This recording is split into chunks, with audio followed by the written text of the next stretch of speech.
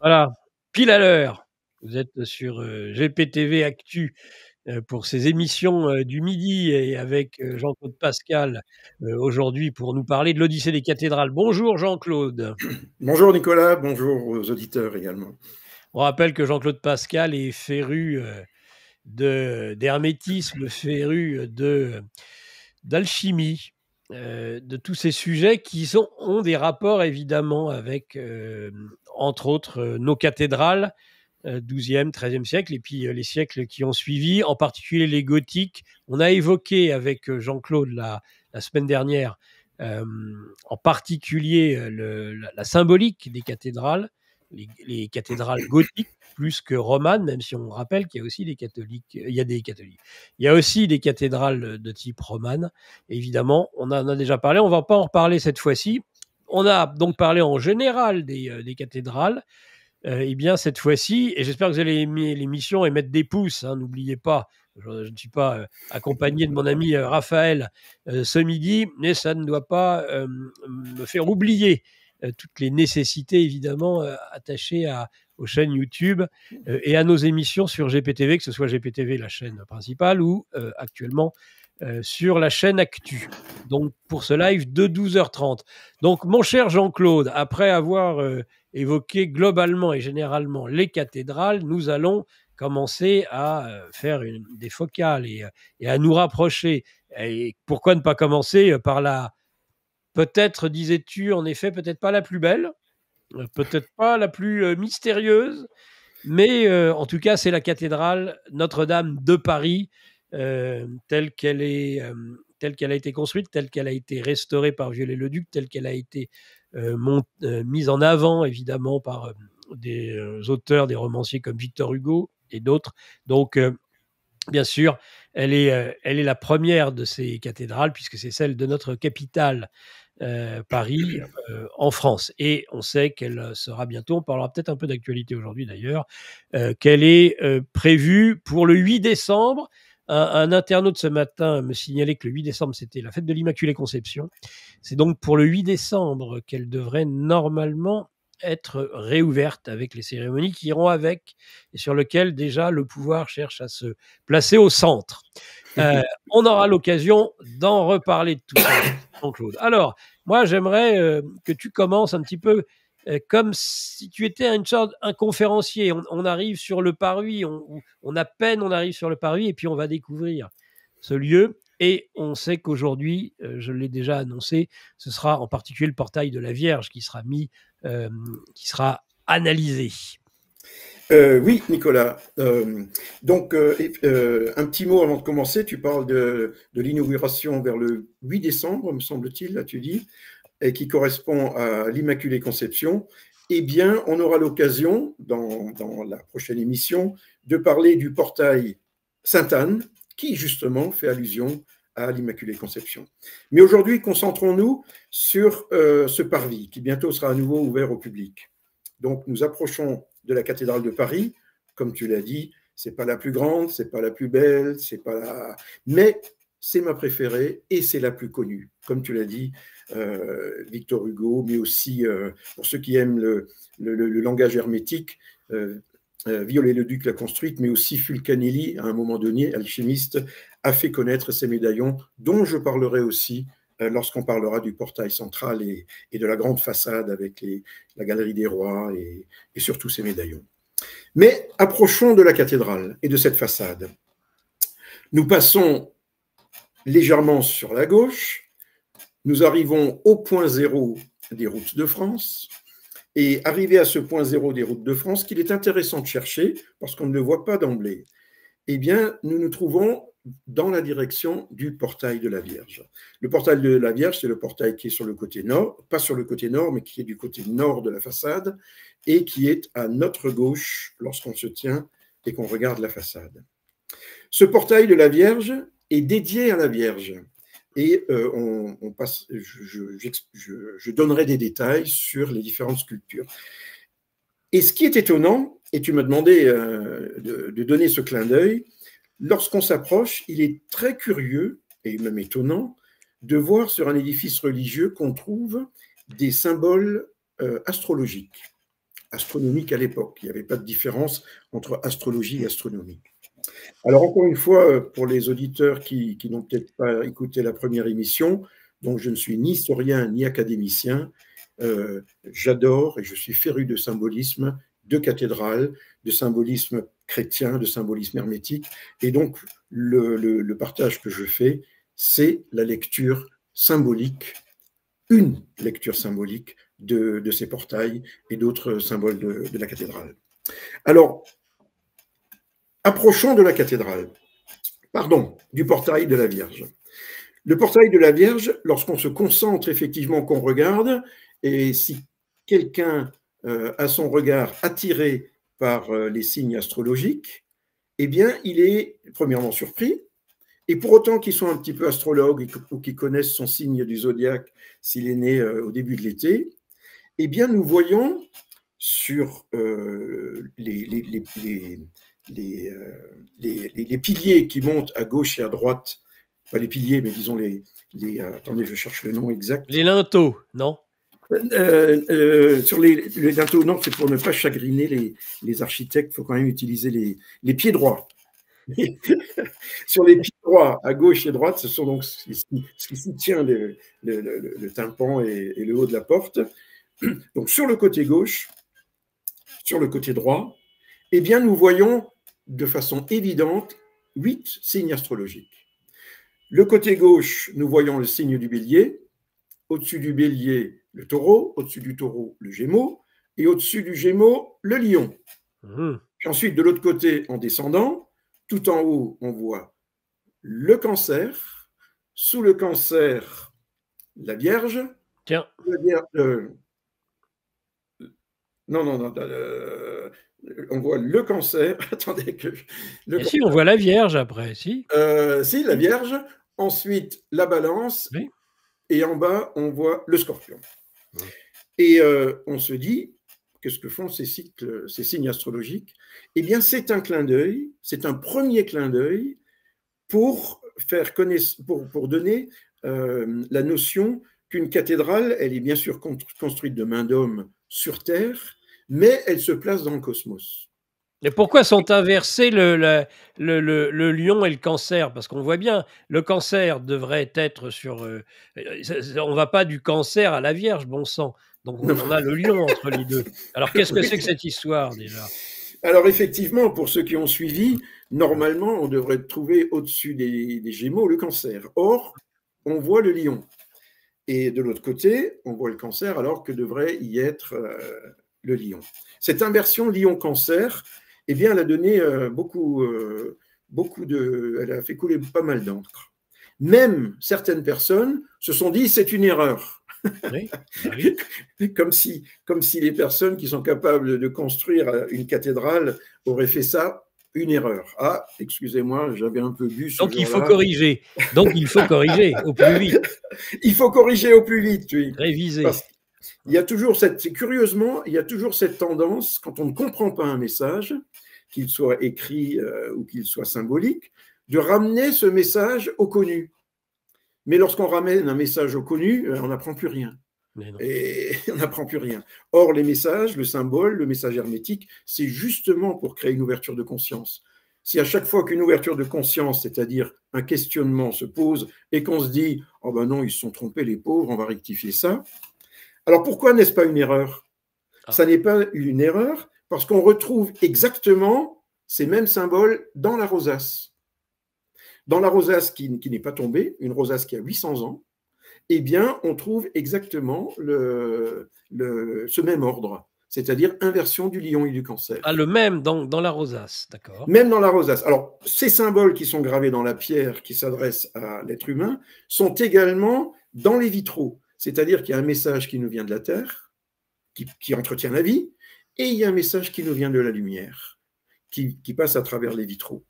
Donc, il n'est pas question, pour quelqu'un qui respecte la tradition, d'inverser ces deux symboles.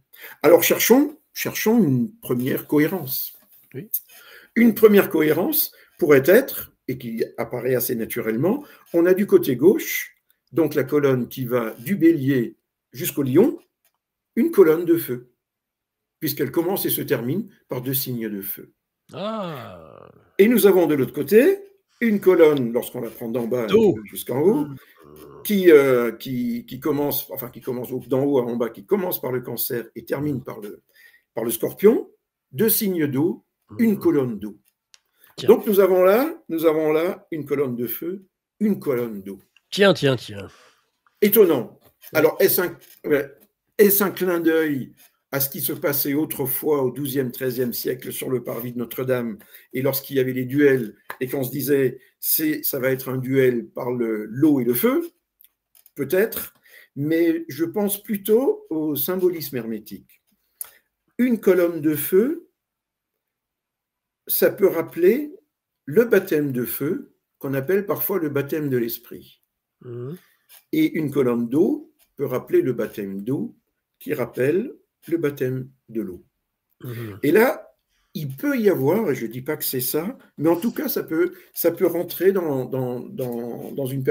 l'esprit d'une personne qui contemple ça, qui connaît ces signes. Est-ce qu'on n'est pas sur des inversions dans un miroir, où finalement, l'inverse de l'eau, c'est le feu oui, on peut, mais je pense, et je ramènerai ce symbolisme au symbolisme chrétien, c'est-à-dire qu'il y a un baptême d'eau et il y a un baptême de l'esprit, dans l'idée que les compagnons du Moyen-Âge avaient peut-être l'intention de graver à chaque fois qu'ils le pouvaient dans la pierre et dans les vitraux, et ailleurs, dans le bois, ce rappel des 2 naissances.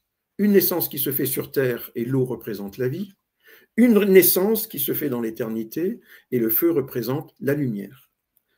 C'est bien la lumière qu'on peut considérer être la nourriture de l'âme et de l'âme nouvelle, de l'âme éternelle. Est-ce que c'est un reflet dans un miroir, Nicolas? Je pense à autre chose, et ça n'est qu'une réflexion personnelle. Supposons qu'il n'y ait pas inversion, et que la cathédrale représente en fait le chemin pour aller de la terre au paradis, puis du paradis de rentrer dans l'éternité. Eh bien, à quel moment cette inversion ne serait pas une inversion au sens astrologique, astronomique? C'est-à-dire? C'est-à-dire quand le Soleil et la Lune occupent la même position, au moment de la nouvelle Lune. Au moment de la nouvelle Lune, ça veut dire que l'ancienne Lune s'est éteinte, l'ancienne âme s'est éteinte, l'ancienne vie s'est éteinte, et on est sur le point d'une nouvelle Lune, d'une nouvelle âme, d'une nouvelle naissance.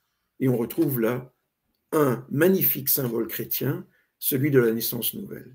Et de ton homme nouveau, auquel tu tiens tout particulièrement, Jean-Claude. Alors, je tiens à l'homme nouveau et je le remettrai à toutes les sauces parce que je le vois partout dans les cathédrales. Bien qu'il y ait... Alors, il y en a d'autres, Jean-Claude, c'est peut-être le moment de dire un mot pour une bonne fois pour toutes, et on ne va pas y revenir 1000 fois. Immédiatement, les commentaires, fallait s'y attendre. C'est comme ta colonne derrière toi. Qu'est-ce que ça veut dire tout de suite, la franc-maçonnerie. Est-ce que ces 2 colonnes, c'est la franc-maçonnerie? Bon sang de bonsoir. Alors, attendez, je fais un tout petit... Alors, pour ceux qui auraient des doutes, il y a effectivement 2 colonnes, mais ça n'a rien à voir avec la franc-maçonnerie. Ça serait absurde de mettre des colonnes chez soi. C'est tout simplement, pour les curieux, un choix que nous avons fait avec mon épouse. Nous étions, il y a quelques années, à un salon de décoration, et il y avait là un exposant qui vendait pour les professionnels des colonnes qu'il avait ramenées d'Inde. En Inde, il y a beaucoup de maisons coloniales qui ont donc une quantité de colonnes autour de cette maison pour soutenir le balcon, et qui s'effondrent. Et donc, lui, il récupère ces énormes colonnes qui soutenaient des balcons, il en coupe le pied qui est pourri, il les peint en bleu comme celle-là, et il les vend à des décorateurs d'intérieur. Et j'ai trouvé ça magnifique, et j'ai donc installé 2 colonnes dans mon salon. Et les colonnes du portail de la Vierge, est-ce qu'il y a un rapport quelconque avec la franc-maçonnerie, puisqu'il y a 2 colonnes avec les signes? C'est impossible. La franc-maçonnerie est apparue au siècle des Lumières, et ce portail a été construit, pense-t-on, au début du XIIIe, mais vraisemblablement à la fin du XIIe, comme l'autre portique. C'est réglé. Au XIIe siècle, on parlait de compagnonnage. Les compagnons avaient un message. Ensuite, ça n'est pas le sujet, que des symboles du compagnonnage aient été récupérés au siècle des Lumières par la franc-maçonnerie, pourquoi pas? Sans doute, il fallait bien y mettre quelque chose. Mais là, on parle des compagnons du XIIe siècle, des constructeurs. Et ces constructeurs étaient dans l'esprit du XIIe, du XIIIe, comme je l'ai dit, qui étaient dans ce siècle où on passait de la connaissance intuitive et de la rencontre avec les mystérieux dans l'âme, dans le rêve, dans la méditation, aux rencontres et à la compréhension des mystères avec l'ouverture d'esprit qui correspond à l'entrée de la lumière dans les cathédrales. Et je voudrais aussi couper une autre tête. Donc au XIIe, XIIIe, il n'y a pas de francs-maçons. Il y a des maçons, il y a des maîtres maçons qui sont les architectes des chantiers. Et souvent, ces maçons sont libres, c'est-à-dire qu'ils n'appartiennent pas à un seigneur, mais ils sont libres d'aller de chantier en chantier. L'art ogival, donc l'art gothique, était appelé, au moment où il naissait, au XIIIe siècle, l'art français. Et on aimerait faire croire qu'on l'a rapporté d'Orient, mais en Orient, il n'y a pas d'ogive à cette époque. C'est quelque chose qui est né dans l'esprit des architectes qui correspond à l'ouverture d'esprit. On a tiré de plus en plus haut la capacité de commencer à raisonner, avec bien sûr les découvertes qui venaient d'ailleurs, avec Aristote, avec saint Thomas d'Aquin et tout ça. Et donc cet art a vraisemblablement, en parallèle aux Templiers, en parallèle aux croisades, en parallèle à tout ça, germé dans l'esprit français. Et quand ça germe dans l'esprit français, ça veut dire que ça germe dans l'esprit de l'humanité, et les cathédrales appartiennent à l'humanité. La cathédrale, ce n'est pas une cathédrale, c'est un bout de la France. Et la bout de la France, c'est un bout du monde tout entier. C'est un bout de l'humanité. Okay. Enfin voilà, parce que c'est pour... quelqu'un m'avait dit, dans un commentaire, il y avait quelque chose. Donc l'art ogival s'appelait l'art français, et il a commencé à s'appeler l'art gothique seulement à partir de la Renaissance, puisque venait de l'Italie la Renaissance, et à l'époque, les Italiens considéraient que tout ce qui était avant la Renaissance, c'est gothique. Point. C'était presque péjoratif. Oui. Et je parlerai de l'art gothique au sens de la langue des oiseaux lorsqu'on parlera du portail central. Voilà. L'art gothique, l'argot. Exactement. Très bien. Alors, je voudrais terminer là sur les cycles astrologiques, ou continuer, si tu le veux bien. C'était pas parce je t'ai assez interrompu, je t'écoute. Je suis... oui. Puisque nous parlons des cycles astrologiques, donc, alors, si on regarde de plus près, en se disant, je vais quand même vérifier, est-ce que c'est bien un bélier, un taureau, machin? Bien sûr, il n'y a aucun doute. Et de façon très intéressante, lorsqu'on regarde sous le bélier, eh bien, on devine un poisson, mais qui n'est pas aussi apparent que le bélier. Et à côté du poisson, un verseau, un verseur d'eau.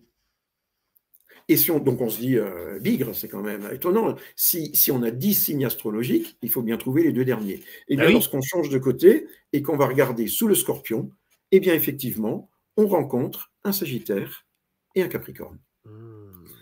Et donc, ce cycle était marqué dans la pierre, d'une part pour placer la Terre dans un cycle céleste, pour placer l'homme dans le cosmos. Et alors, ce qui est très intéressant, c'est que si on place l'homme dans le cosmos, il faut même revenir à l'homme. Lorsqu'on regarde sur les montants des pieds droits, donc à l'intérieur, donc ça c'est quelque chose qui est à l'extérieur, qu'on voit dès qu'on approche, lorsqu'on se place dans la porte, dans les voussures, et qu'on regarde les montants qui sont dans l'épaisseur du mur de la porte, eh bien nous voyons la correspondance des cycles astronomiques, dans les cycles terrestres. On voit effectivement les 4 saisons, déclinées en 12 mois, représentées par les 12 activités de l'humanité de l'époque, à cette époque, qui représentent les activités et les métiers. Les vendanges, les semailles, les récoltes, la récolte du vin. On voit en fait la correspondance des 12 mois, des 12 signes avec les 12 mois, et les 12 mois avec les 12 temps de l'année terrestre. Tout à l'heure, on était dans l'année solaire qui parcourt le zodiaque, et maintenant, nous sommes dans l'année terrestre, la Terre qui tourne autour du Soleil. Et lorsqu'on change de porte, de battant de cette porte, on retrouve un 3e cycle, qui est le cycle de l'homme. Cycle de l'homme qui est très intéressant, parce qu'il est également bâti sur 12 cycles, sur 12 représentations. Oui. Et on voit donc un jeune enfant, un enfant plus grand, un adolescent, un jeune adulte, un homme dans la force de l'âge, un homme vieillissant avec sa sagesse, un homme fatigué, un homme qui n'en peut plus, qui courbe les chines, etc. Et on arrive à la 9e, où on se dit c'est la fin. Oui. Et curieusement, le temps de l'homme, tel que décrit dans ce portail de la Vierge, ne s'arrête pas.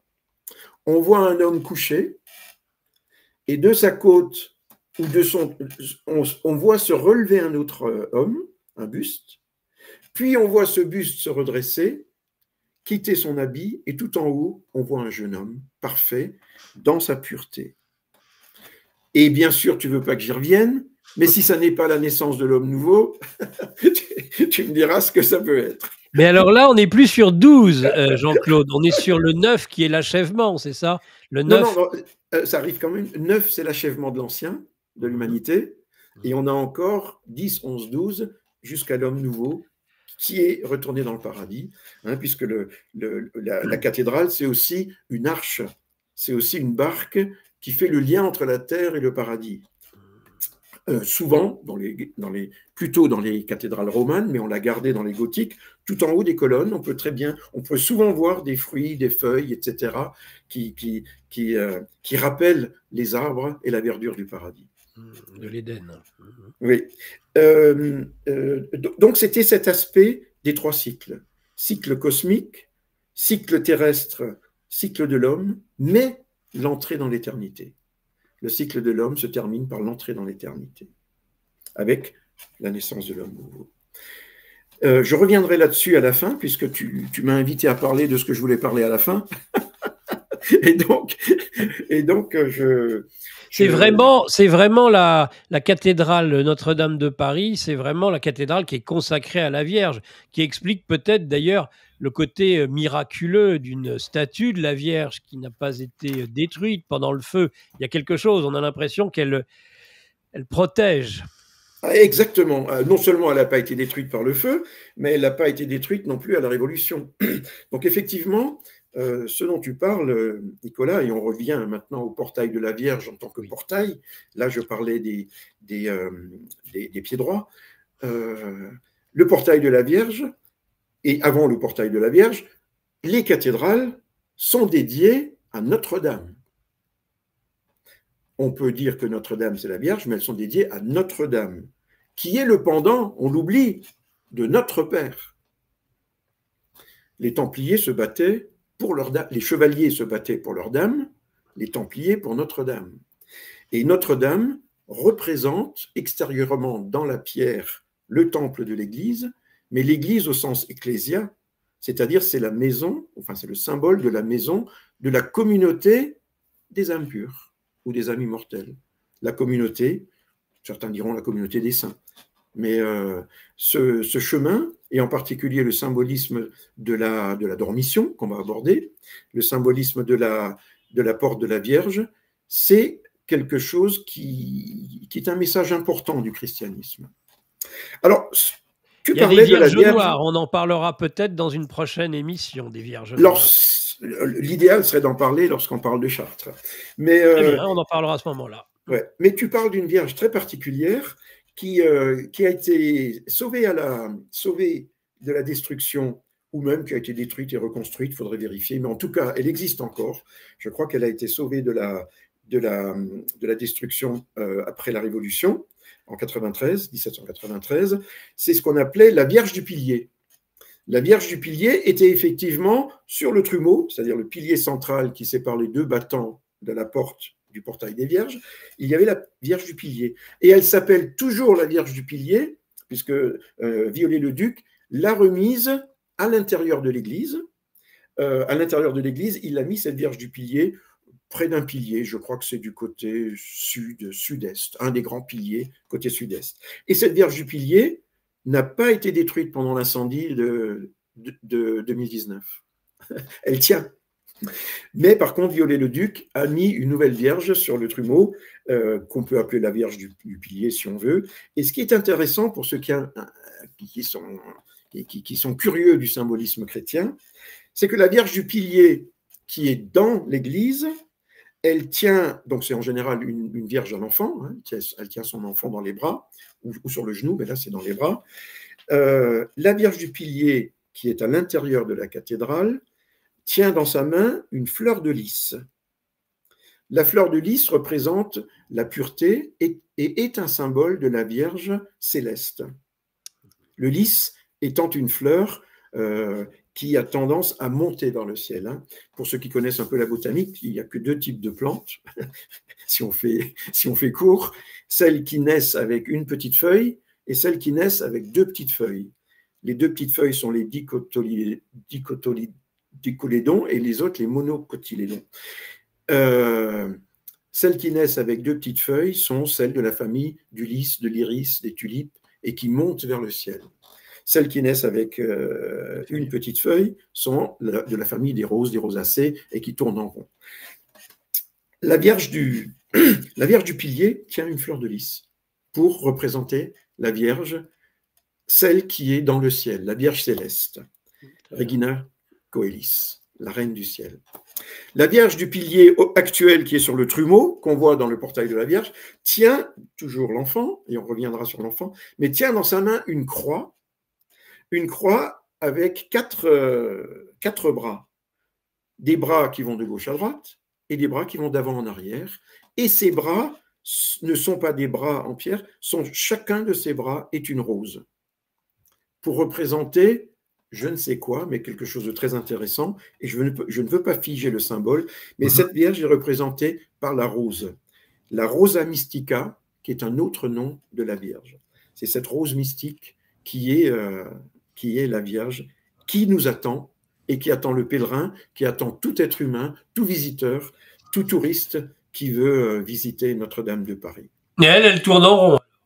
Elle tourne en rond, où elle représente l'amour. Tu rentres là et tu seras accueilli par l'amour de la communauté des êtres libres. Pour revenir au Christ qu'elle a dans ses bras, au Christ, soit à l'enfant Jésus qu'elle a dans ses bras, cet enfant Jésus regarde et fait un signe que fait normalement que le Christ en gloire. C'est le fameux signe avec 2 doigts élevés et 2 doigts vers le bas. Hein. Ce qui est au ciel, ce qui est sur terre, et ce qui est en haut comme ce qui est en bas, et ce que tu nourras sur terre, je le nourrai au ciel. Ce signe, eh bien, c'est l'enfant, le petit Jésus qui le fait déjà. Et dans sa main, il n'a pas, comme on le voit souvent, le globe crucifère, il a dans sa main un livre. Quel pourrait être ce message? Eh bien, cette Vierge du Trumeau porte l'enfant, Jésus, qui apporte un message. Le livre, c'est le message. Alors que généralement, elle est représentée comme portant l'enfant futur roi du monde, hein, le globe crucifère, qui est le symbole des empereurs. Donc, ce sont des petits clins d'œil dans ce portail de la Vierge qui surprennent ceux qui connaissent les symboles et ceux qui ne les connaissent pas.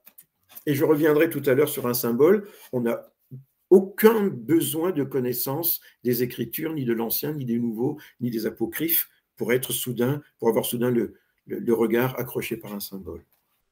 Alerte Info. Géopolitique profonde prend sa place dans le paysage médiatique français. Bonsoir à tous, vous êtes sur Géopolitique profonde, la chaîne qui est là pour remplacer les médias subventionnés.